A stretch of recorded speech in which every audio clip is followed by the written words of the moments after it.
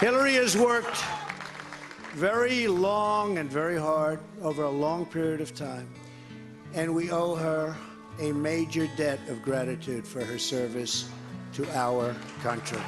I mean that very sincerely. Where's this authoritarian approach?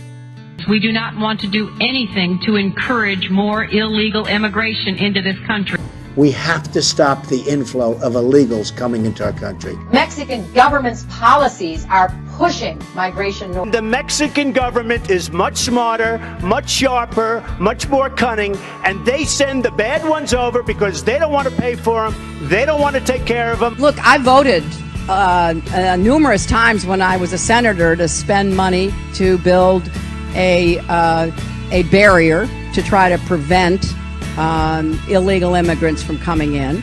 We will build a wall. It will do what it's supposed to do.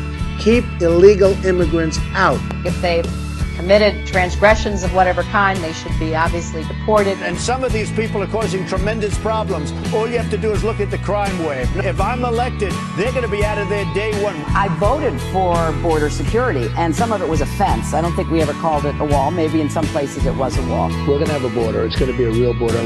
Secure our borders with technology, personnel, physical barriers if necessary. We need to have tougher employer sanctions. We have a country, we have to have borders. We have borders, we have to have laws. We either have a country or we don't.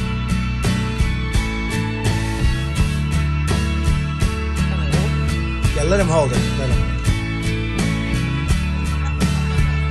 See, there's a man that knows what he wants. It's my kind of guy. Go ahead.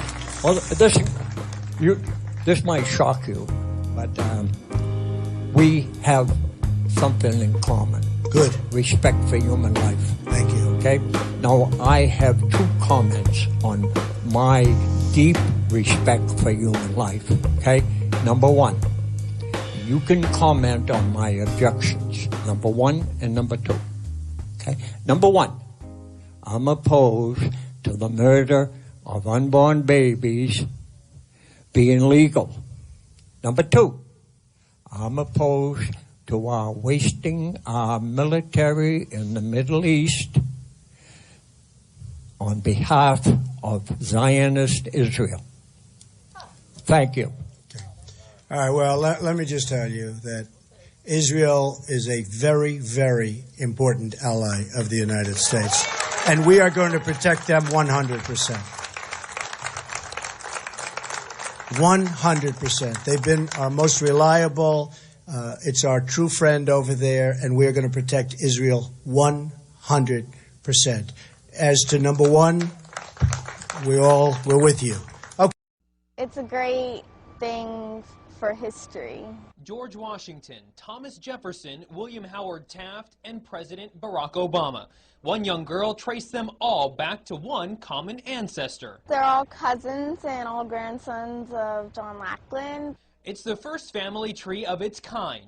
Pouring through more than 500,000 names for months, 12-year-old Bridge-Ann D'Avignon discovered that all the U.S. presidents, except Martin Van Buren, are related to the former King of England, John Lackland Plantagenet, signer of the Magna Carta in 1215. Mildred Reed is his first great-grandmother on George Washington. And on Obama, Mildred Reed is the 10th great-grandmother. It started as an assignment to research her own lineage, tracing it back to roots in France. But Bridge-Ann wanted to branch out. Well, I think we just all go back somewhere. It's just a matter of proving it. She started with George Washington. But unlike other professional genealogists that only looked at the male family lines, Bridge-Ann was able to link the presidents together using both male and female ancestry. Before this, historians had only been able to link 22 family trees. She kind of created a triumph of women's studies here. Bridge-Ann also figured out she's an 18th cousin of President Obama, something she hopes to be able to share with him in person. I've written a letter to Obama, but I just gotten standard reply. I hope to meet the president and explain it to him. In Paso Robles, Adam Rakusin, your Central Coast News. The Washington Post reports that the U.S. is set to give an annual aid package of $3.8 billion worth of security assistance to the Israeli government starting in 2019 through 2028. Now, this is part of a new 10-year memorandum of understanding just concluded by the two governments. A U.S. State Department official said it will be the single largest pledge of bilateral military assistance in U.S. history. Negotiations for the aid package have been underway since November and will replace the current MOU that is set to expire in 2018.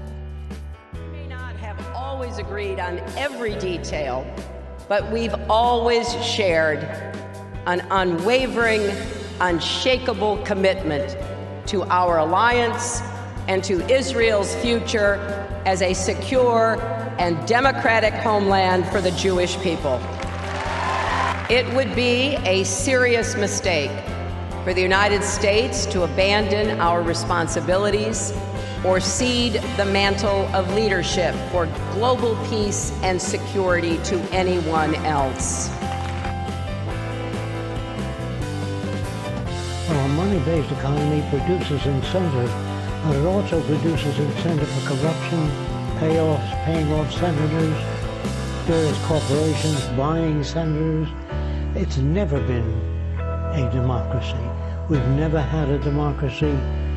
No nation's ever had it. If you don't have equal purchasing power, you can't have a democracy.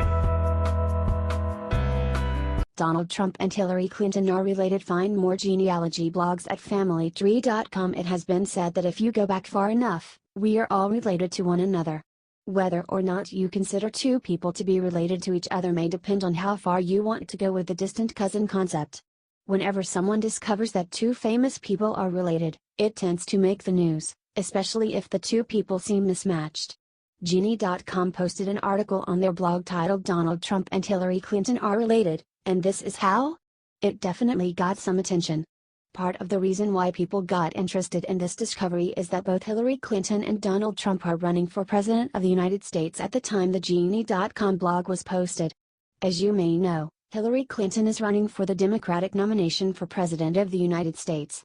She is the former United States Secretary of State, and a former First Lady. Donald Trump is running for the Republican nomination for President of the United States. He is a real estate mogul who wrote the Art of the Deal business book.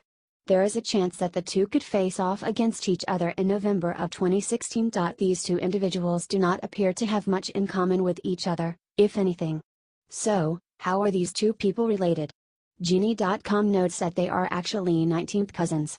This has been verified. Interestingly, the two of them are each related to royalty. According to the Genie.com blog, the family trees of Hillary Clinton and Donald Trump connect at the people who were both of their 18th great-grandparents. Those two people were John of Gaunt, 1st Duke of Lancaster, and Catherine Swynford, Duchess of Lancaster. John of Gaunt was also called the Earl of Richmond or the Duc d'Aquitaine. He was an English prince. He was the son of Edward III and Philip Ivano. John was their fourth child, but third surviving child. In 1362, John married his first wife, Blanche. Through her, he acquired the Duchy of Lancaster and the vast estates in England and Wales that were part of it. John was a commander in the 100 Years' War, 1337 to 1453. Blanche died in 1369. In 1371, John married Constance of Castile. Constance died in 1394. 2 years later, John married Catherine Swynford, who was his mistress. In 1865, Catherine was serving Blanche, Duchess of Lancaster and wife of John of Gaunt, Duke of Lancaster. After Blanche died, and John married Constance of Castile, Catherine became the governess for Blanche and John's children. Between 1373 and 1379, Catherine gave birth to 4 children. 3 were named Sir Thomas Swynford, Blanche, and Margaret. Catherine's children were acknowledged as children of John of Gaunt. John and Catherine got married in January of 1396. The marriage officially legitimized their children,